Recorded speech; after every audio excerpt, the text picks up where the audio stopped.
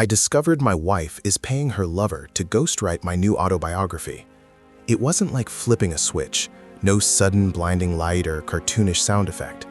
It was more like a slow bleed, a subtle fraying of the edges that eventually unravels the whole damn tapestry. And honestly, if you're getting anything out of this, if any of this resonates with you, do us both a favor and hit that subscribe button. Really helps us keep these stories coming. And while you're down there, give it a like, share it with anyone you think might need to hear it, and drop a comment. Let me know what you think. Your engagement fuels this. So, where was I? The bleed. It started small, barely a whisper. Sarah, my wife, she'd always been my rock, my partner through thick and thin. We built this life together, brick by damn brick. A nice house in the suburbs, 2 cars in the driveway, the kind of life we dreamed of when we were just kids in a cramped apartment, scrounging for ramen. She was the one who balanced the books, who remembered birthdays, who kept the peace when my temper flared. She was, and still is, gorgeous, the kind of woman who turns heads without even trying, but with an inner strength that's even more captivating. We have a daughter, Lily, who's 11 now, a whirlwind of energy and a spitting image of Sarah's kindness. Everything was good, solid, or so I thought. The autobiography thing, that was supposed to be my big moment. After years of grinding, of building my business from the ground up, I'd finally landed a book deal. The publisher loved my story, the rags to riches narrative, the grit, the hustle. It was a chance to finally put my mark on the world, to tell my truth. And Sarah, bless her heart, was my biggest cheerleader. She'd sit with me for hours while I rambled, scribbled notes, and kept my spirits up when the words wouldn't come. She was the muse, the editor, the sounding board. Or that's what I believed.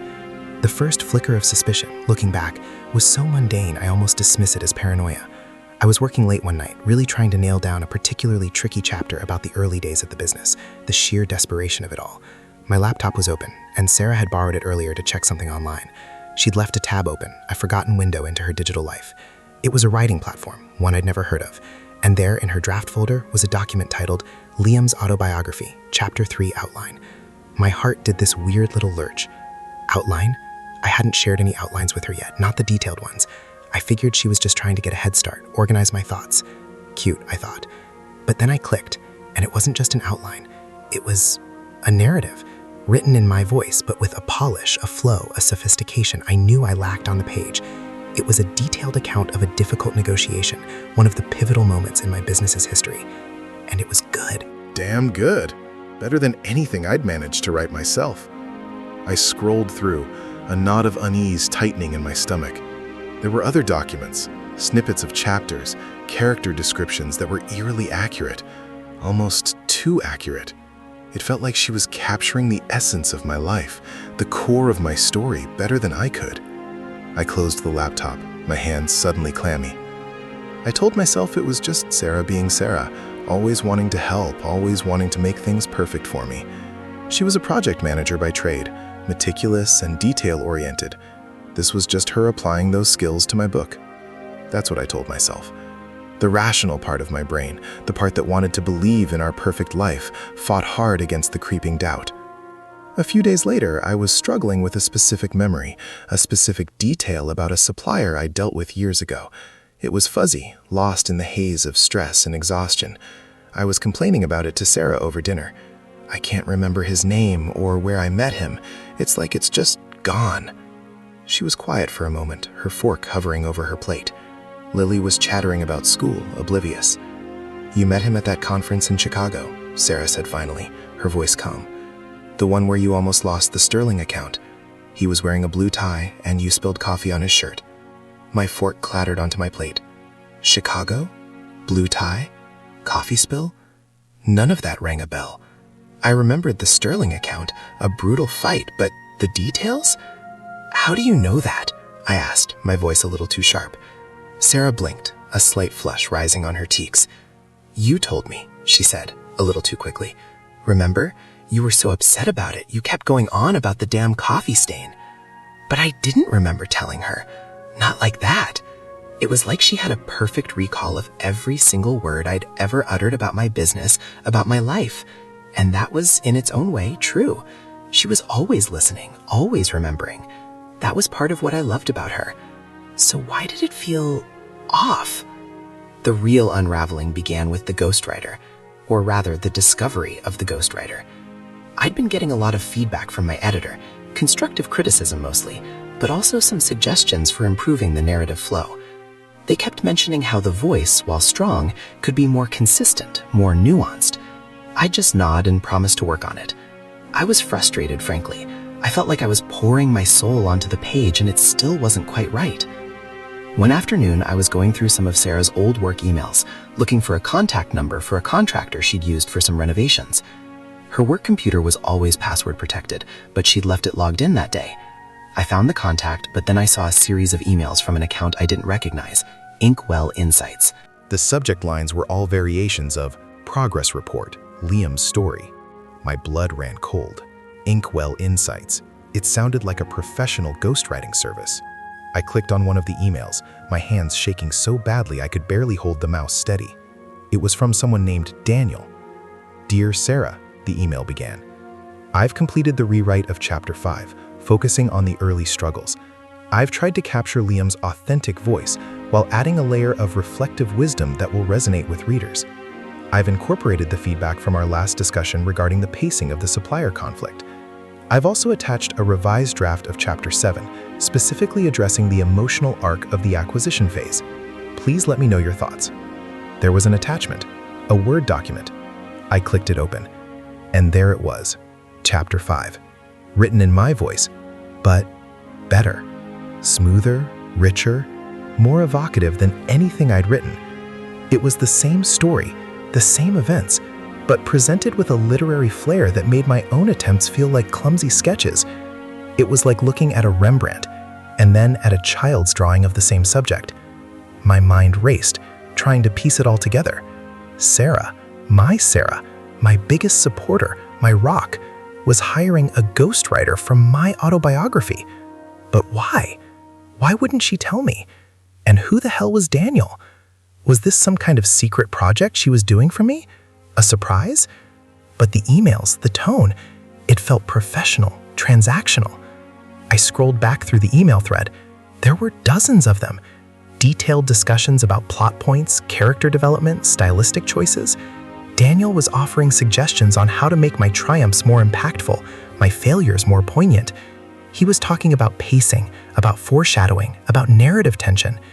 It was all the things I was struggling with, all the things I thought Sarah was helping me with, but he was doing it with a level of expertise that was both impressive and terrifying.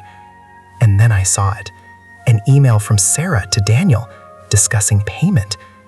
The next installment is scheduled for Friday. Liam is thrilled with the progress, and we're well within budget. Budget, payment. This wasn't a surprise gift. This was a transaction. Sarah was paying someone to write my life story. And the chilling realization hit me. Daniel wasn't just writing my story. He was writing it based on what Sarah was telling him. She was the conduit, the source of the information. She was feeding him my life, my memories, my triumphs and my failures, all filtered through her own perspective. And then he was turning it into something polished, something marketable. A wave of nausea washed over me. I felt a profound sense of betrayal, a gut punch so hard it took my breath away. Every word I'd poured onto those pages, every late night, every moment of vulnerability felt cheapened, contaminated. It wasn't my story anymore. It was a collaborative effort, a performance, and I hadn't even known I was on stage. I started digging deeper, fueled by a cold, hard anger that was starting to eclipse the confusion. I found more emails, more correspondence between Sarah and Daniel. I learned Daniel was a well-regarded ghostwriter specializing in memoirs.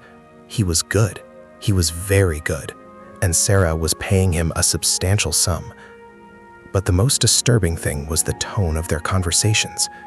It wasn't just professional.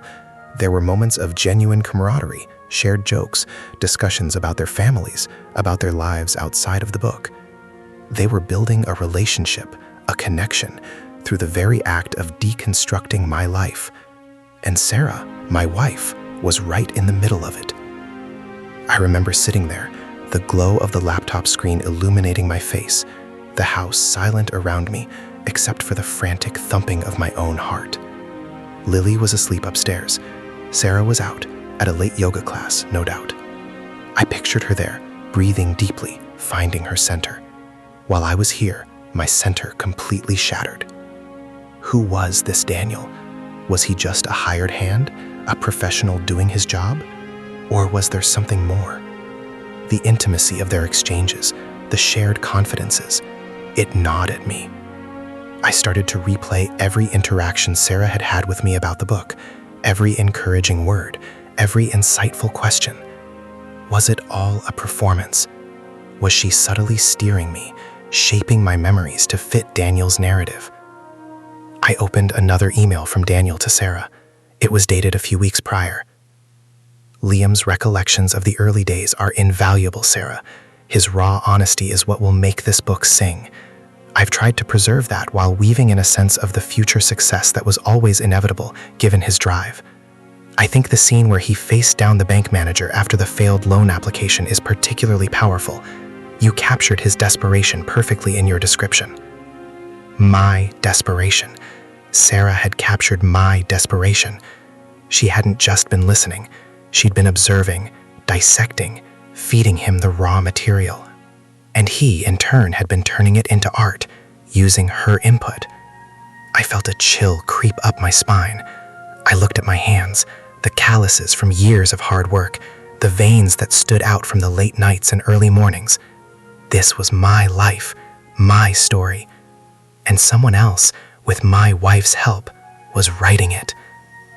And then it hit me, the implication of the phrase Sarah used in that email. Liam is thrilled with the progress. How could I be thrilled with progress I didn't fully understand? How could I be thrilled with something that was being fabricated, polished, and presented as my own authentic voice? The real kicker, the thing that really twisted the knife, came in another email from Daniel, this one more recent. Sarah, I'm really starting to feel the emotional arc of Liam's journey. His love for you and Lily is clearly the driving force behind his ambition.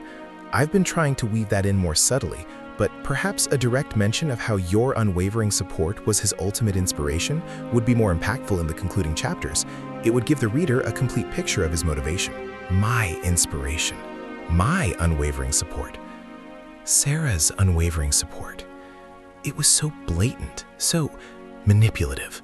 He wasn't just writing my story, he was writing her story into mine, positioning her as the silent, essential architect of my success, and she was paying him to do it.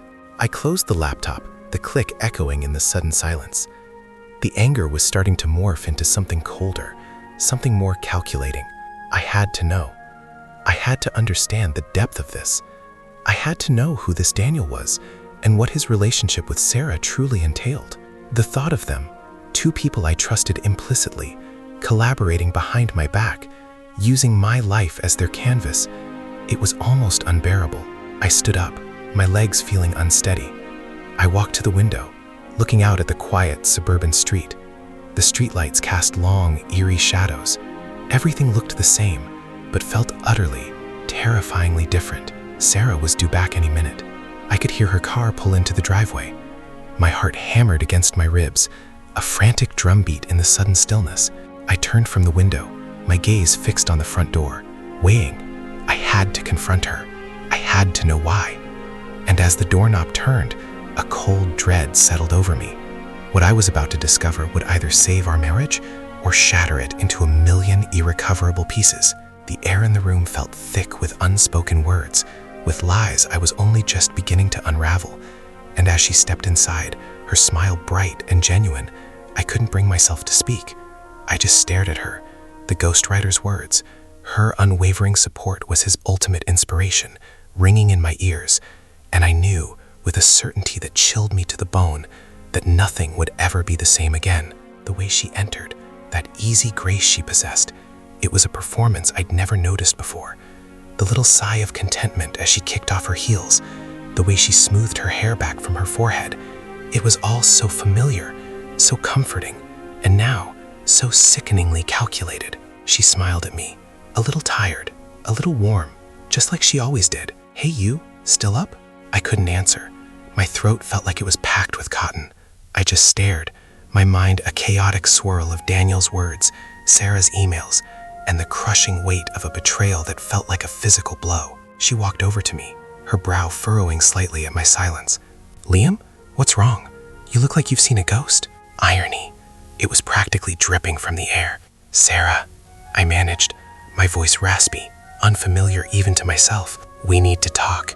She paused, her hand reaching out to touch my arm, then pulling back as if sensing the tension radiating from me.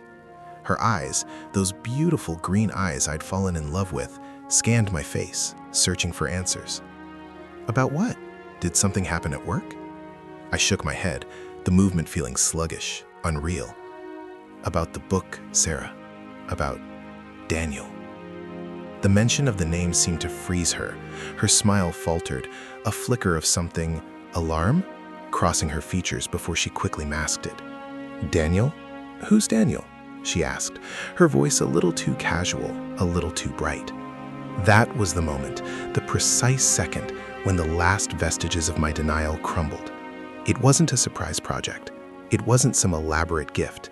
She was lying. Right there, standing in our living room, under the soft glow of the lamps, she was lying to my face. The anger that had been simmering beneath the surface boiled over, hot and furious. Don't, I said, my voice dangerously low.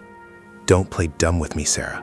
I saw the emails, Inkwell Insights, Daniel, the progress reports, the payments, everything. Her face went pale. The mask of casual nonchalance shattered, revealing a raw, exposed fear. Her eyes widened, darting away from mine, her hands fluttering nervously. She took a step back, as if I were a stranger, or worse, a threat. Liam, I can explain. Can you? I practically spat the words.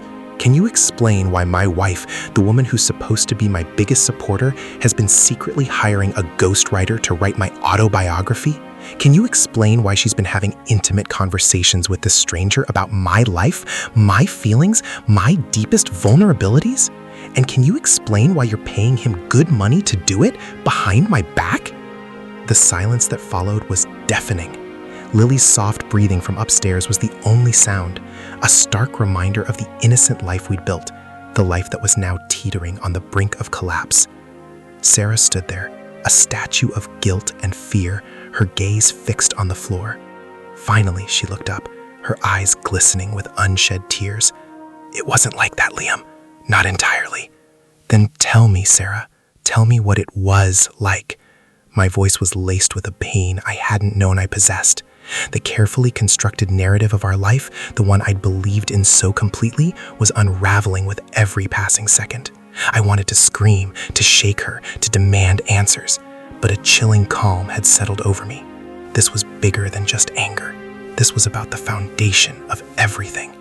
She took a deep, shaky breath. When you got the book deal, you were so excited, but you were also struggling. You'd sit for hours staring at a blank page. You'd get frustrated, discouraged. You'd come to me, your voice raw with desperation, and tell me how you felt like you were failing. I saw how much this meant to you, Liam, how much you wanted to prove yourself, and I wanted to help. I wanted to see you succeed, more than anything. Her words were a desperate attempt at justification, but they only fanned the flames. So you decided to hire a secret ghostwriter? Someone to write my life story for me? That's helping? No, not writing it for you, she insisted, her voice gaining a desperate edge. More like refining it, polishing it. Daniel is incredibly talented, Liam. He's a master at capturing people's voices, at telling their stories in a way that resonates. I thought he could help you translate your experiences, your raw emotions, into a compelling narrative. You were so focused on the business details, the numbers, the victories, but the emotional core, the why behind it all, that's what Daniel is so good at drawing out. I wanted the book to be everything you dreamed of, and I just knew you had this incredible story. But the writing, it was a hurdle for you. And you didn't think to tell me? My voice rose. You didn't think that maybe, just maybe, I'd want to know that someone else was putting words into my mouth? That someone else was shaping my legacy? I was afraid, she whispered, her voice cracking. Afraid you'd feel inadequate. Afraid you'd see it as me saying you weren't good enough. I wanted it to be a surprise, a gift, a way to ensure your book was perfect. A gift. The word hung in the air, a grotesque mockery of her betrayal. A gift, I repeated, the words tasting like ash. You paid a stranger thousands of dollars to get inside my head, to dissect my life, and you call that a gift? He wasn't just a stranger, she said, her eyes flashing with a sudden, unexpected fire. We spoke for hours, Liam. He asked me about you, about our life, about Lily. He wanted to understand the man behind the business. He wanted to understand what drove you. And yes, we developed a rapport. He's a good listener. He offered me advice, too, on things, on us. The implication hit me like a punch to the gut. Advice on us? My wife confiding in a ghostwriter about our marriage, about our life, while he was busy crafting my public persona? The intimacy of their exchanges, the professional camaraderie I'd seen in the emails, suddenly took on a far more sinister meaning. Advice on us? I echoed, my voice barely audible. What kind of advice, Sarah? She looked away again, a deep blush spreading across her cheeks. He said he saw how much you loved me, how much I was your motivation. He thought it was a beautiful dynamic, the anchor to your ambition. He even suggested ways to weave that more prominently into the narrative, to show readers the strength of our partnership. My partnership. The word felt hollow, tainted. He saw it through her filtered lens, through her carefully curated narrative. She was feeding him the story of our devotion, and he was weaving it into my autobiography, making her the silent hero of my success. The sheer audacity of it was breathtaking. So, I said, my voice dangerously calm, you hired Daniel to make you look good in my book, to make you the unsung hero of Liam's rags to riches story. And you were going to let me believe it was all my own brilliance, my own words? No, that's not it at all, she cried, her voice laced with desperation. It was about making the book stronger, Liam, about showing the depth of your journey. And Daniel, he's a good man. He understood. He helped me understand too. Helped you understand what? I demanded, stepping closer, the fragile calm I'd maintained threatening to shatter. Helped you understand how to deceive your husband, how to manipulate your own story, how to build a relationship with another man using my life as your playground? It wasn't a playground, she shouted back, tears finally spilling down her cheeks. It was complicated. I was trying to protect you, to support you, and maybe I got carried away. Maybe I lost sight of what was right, but I never meant to hurt you, Liam. Never. But you did, I stated, the words blunt and final. You lied to me. You betrayed me. You took something that was supposed to be mine, my story, my truth, and you turned it into a collaborative project with a stranger, all while making sure your role was glorified. How am I supposed to ever trust you again, Sarah?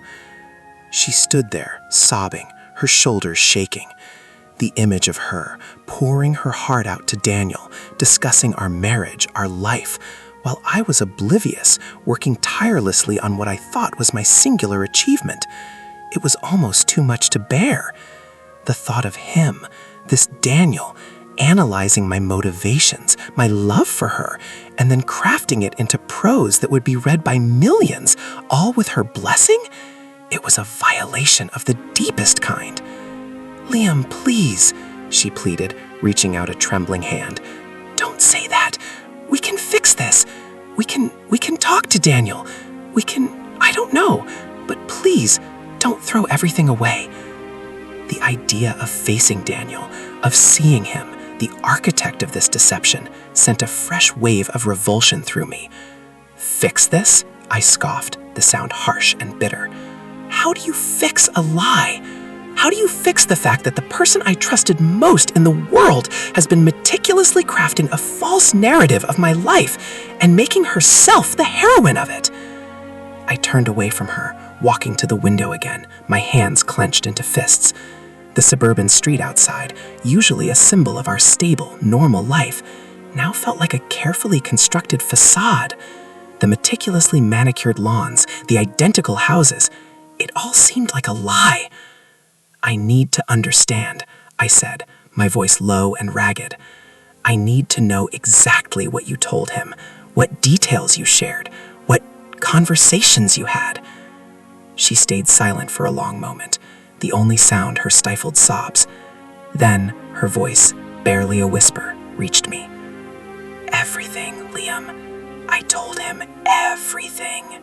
About how we met, about our struggles, about the sacrifices we made, and about how you always said I was your rock, your inspiration. The words hung in the air, a chilling testament to her complicity. My inspiration, the very phrase Daniel had used. She hadn't just been feeding him facts, she'd been feeding him the narrative of her own indispensable role, meticulously crafted and presented for public consumption. It wasn't just about writing my book, it was about rewriting our history, about positioning herself as the central, indispensable figure in my success. The sheer calculated nature of it all was staggering. It wasn't a simple act of misguided helpfulness, it was a profound, deliberate manipulation of my life story, all with her active participation. And the chilling realization dawned. She hadn't just hired Daniel. She had enlisted him in a crusade to control my narrative, to ensure that my public image, and more importantly, her place in it, was exactly as she desired. The emails had shown me the transactional nature of their dealings, the payments and progress reports. But this was something else. This was an intimate collaboration, a shared secret, built on the foundation of my unwitting complicity. My heart pounded in my chest, not with anger anymore, but with a cold, dawning horror. What had she been telling him? About our arguments? About my insecurities? About the moments of doubt that had plagued me throughout my career? Had she been using those too? To paint a more compelling picture of her strength, her resilience, her unwavering support? I looked at her then, truly looked at her. The woman I loved, the mother of my child, stood before me, shattered and weeping. But beneath the tears, I saw a calculation I'd never noticed before. A cunning I'd always attributed to my business dealings, not to her. She had played me. She had played everyone. And the stakes, I realized with a sickening lurch, were far higher than just a book. Sarah. I said, my voice hollow.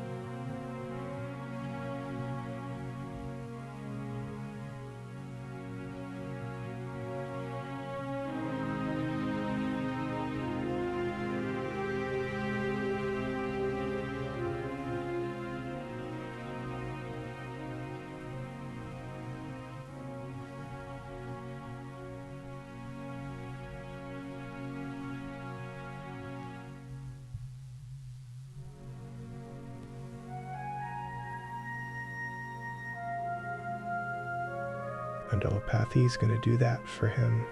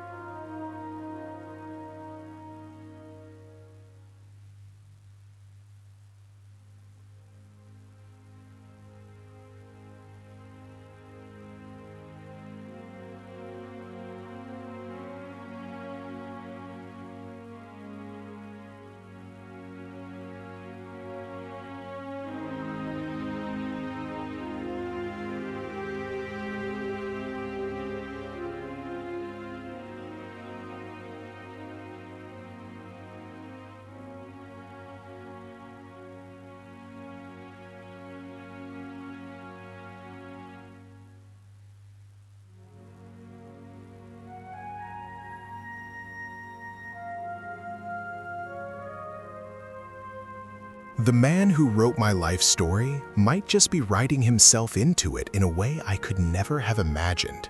And my wife, my rock, was holding the pen. The silence stretched, taut, and suffocating. And in that suffocating silence, a new, terrifying possibility began to form in my mind. A suspicion so dark and potent, it threatened to consume me entirely. Had her unwavering support and inspiration gone beyond the professional? Had she found something more than just a confidant in Daniel, this man who knew the intimate details of her marriage, who understood her perceived role in my life?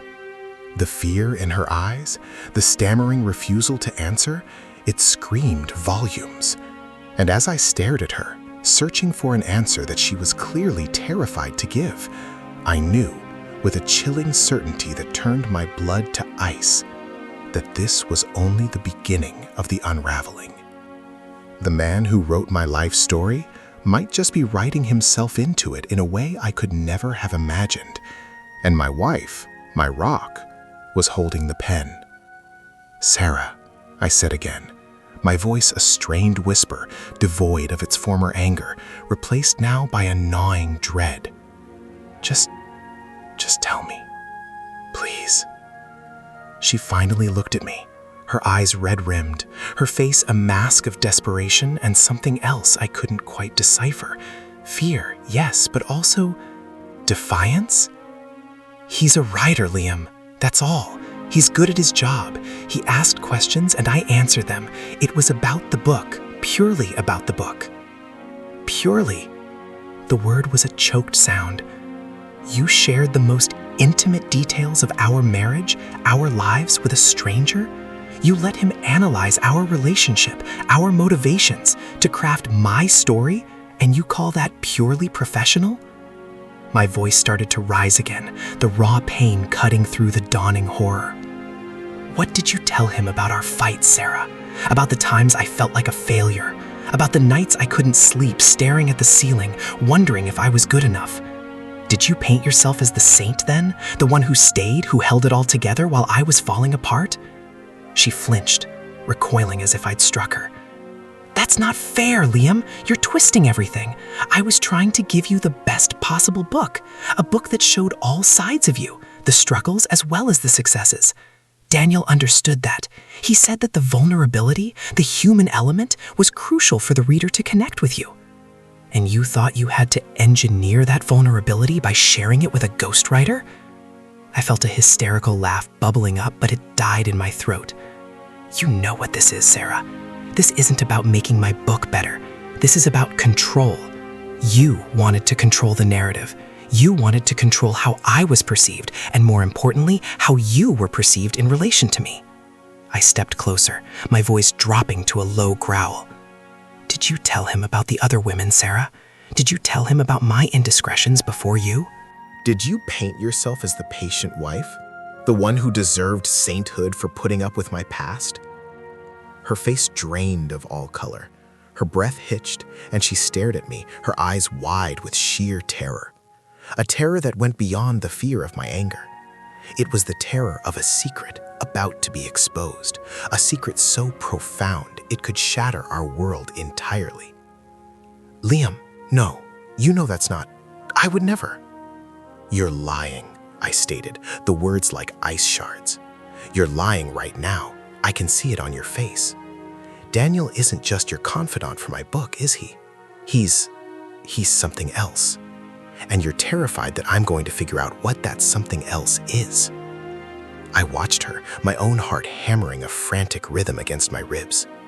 I could almost hear the gears turning in her mind, calculating, strategizing, just like she'd done with Daniel. "Who is he, Sarah? Really? What did you tell him about us? What did he tell you about me?" She finally broke, the dam of her composure collapsing. A guttural sob escaped her lips, and she sank onto the sofa, burying her face in her hands. It was more than just advice," she choked out, her voice muffled by her palms. He listened. He really listened. You were always so focused on work, on the next deal, the next big thing, and I I felt so alone, Liam. I was here, taking care of Lily, running the house, supporting you, and it felt like I was just a background character in my own life. Daniel made me feel seen.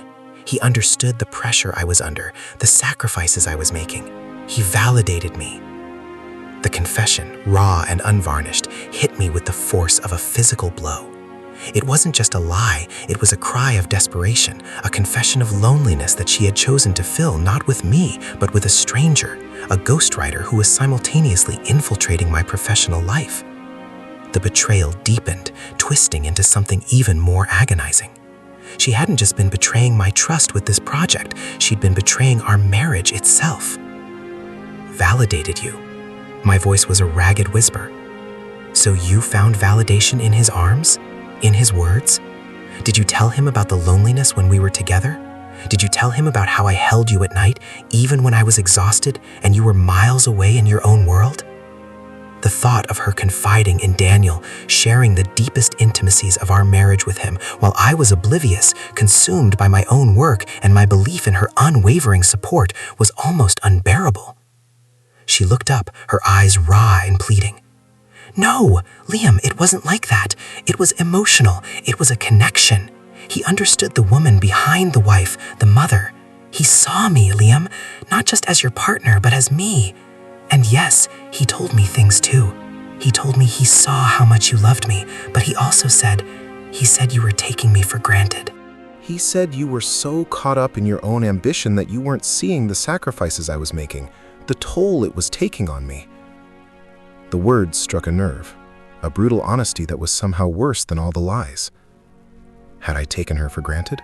Had I become so absorbed in building my empire that I'd forgotten to nurture the very foundation of my life, the woman who stood beside me? The guilt was a cold, heavy blanket settling over me, making the betrayal sting even more acutely. So, I said, my voice flat, devoid of emotion. He told you I was taking you for granted, and you decided to what? Get revenge? Prove him right by finding comfort with him? No, she cried, her voice desperate. It was never about revenge. It was about wanting to be heard, wanting to be seen. And Daniel, he was just so easy to talk to. He never judged. He just understood.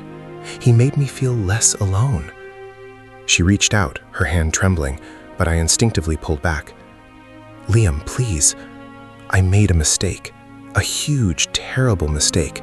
But I love you. I love Lily. This book, this whole situation with Daniel, it was a detour, a wrong turn. But we can find our way back. We have to. Find our way back?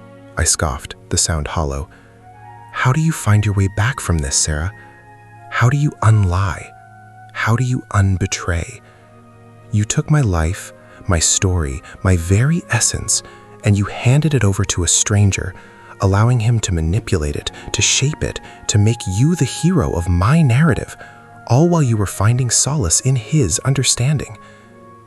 You didn't just hire a ghostwriter.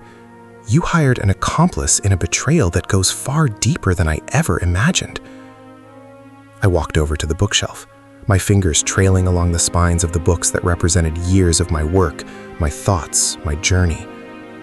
They suddenly felt hollow, tainted by the knowledge that a stranger, under my wife's direction, had had access to the raw material of my life, dissecting it, analyzing it, shaping it into a product. Did you ever once think about me, Sarah? I asked, turning to face her, my voice raw with a pain that had finally broken through the numb shock. Did you ever stop and think, what would Liam want? Did you consider that maybe I wanted to struggle with the writing? That maybe I wanted to tell my own story with all its imperfections, its raw edges? Did you ever think that maybe I didn't want my personal life, my vulnerabilities, our intimacy to be fodder for a commercial product? Tears streamed down her face, silent and steady now. Yes, Liam, I thought about it every single day. But I saw how much you wanted this book to be perfect. I saw how much you were doubting yourself. And I wanted to give you that perfection. I wanted to make sure you got the book you deserved. And Daniel, he helped me believe that this was the best way. He convinced me that he could capture your voice, your spirit, better than you could in your current state of frustration. He said he could unlock the narrative that was buried inside you. Unlock the narrative? I repeated, the words tasting like poison. He stole it. He and you stole it. You took my voice and gave it to someone else. You took my vulnerability and packaged it for public consumption. You took my love for you, my reliance on you, and you turned it into a plot device, a character arc. And you let me believe it was all mine. I walked to the front door, my hand on the knob. The night air was cool against my skin. I need to go, I said, my voice hollow. I don't know. I need to breathe. I need to think. I can't be here right now. I can't look at you, and I can't look at this house, because it all feels like a lie. Liam, wait, she cried, rushing towards me. Where are you going? Don't go. We can't end it like this. We have to talk. We have to figure this out. I turned, my gaze meeting hers. Her face was etched with a desperate plea, but I could see something else there now, something that chilled me to the bone. It wasn't just the fear of losing me, it was the fear of losing control, of losing the narrative she had so meticulously crafted. Figure what out, Sarah? I asked, my voice of dead monotone. How to keep the lie going? How to pretend this never happened? How to let Daniel continue to be the confidant, the advisor, the one who understands you better than your husband? How do you fix a foundation that's been so utterly poisoned? I opened the door. The world outside felt vast and terrifying, a stark contrast to the suffocating falsity of our home. I don't know if I can ever look at you the same way again, Sarah. I don't know if I can ever trust you again. You didn't just betray my trust, you manipulated my entire life, and you made me believe you were on my side. That's a level of deception I don't think I can ever recover from. I stepped out, closing the door softly behind me. The click echoed in the quiet night, a final, definitive sound. The streetlights cast long, distorted shadows, making the familiar suburban landscape look alien and menacing. I walked, not knowing where I was going, just needing to put distance between myself and the wreckage of my life. The book, my book, the testament to my journey, was now tainted, a monument to a lie, a testament to a betrayal orchestrated by the one person I thought I could count on most.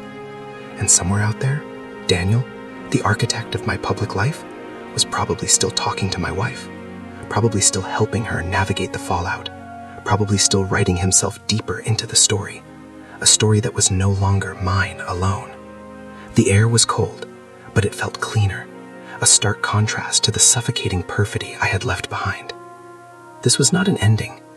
It was a brutal, heart-wrenching, and terrifying beginning.